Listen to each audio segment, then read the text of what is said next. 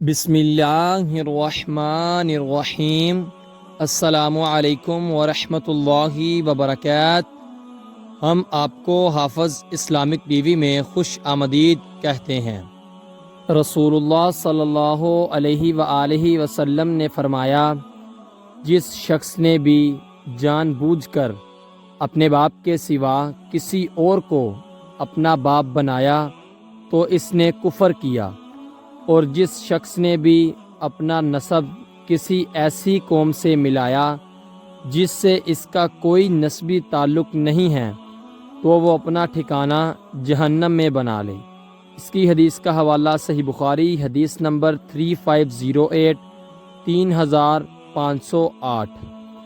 اولاد کو بد دعا نہ دیں۔ حضرت جابر رضی اللہ تعالی عنہ سے روایت ہے کہ رسول اللہ صلی اللہ علیہ وآلہ وسلم نے ارشاد فرمایا، اپنے آپ کو، اپنی اولاد کو، اپنے خادموں کو اور اپنے مال کو بد دعا نہ دیں، ایسا نہ ہو کہ وہ گھڑی دعا کی قبولیت کی ہو اور تمہاری دعا قبول ہو جائے۔ اس کی حدیث کا حوالہ سنن ابی داؤد، حدیث نمبر 1532 1532۔ صرف اللہ ہی مشکل کشا ہے، اور اگر تم کو کوئی تکلیف پہنچائے تو اس کے سوا اس کا کوئی دور کرنے والا نہیں۔ اس کا حوالہ سورۃ یونس 105 107 ہے۔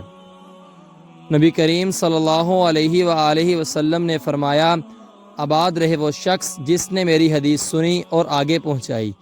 آپ اپنے عزیزوں کو یہ ویڈیو لازمی شیئر کریں تاکہ وہ بھی ثواب حاصل کر سکیں۔ ملتے ہیں آپ سے اگلی ویڈیو میں، تب تک کے لیے اللہ حافظ۔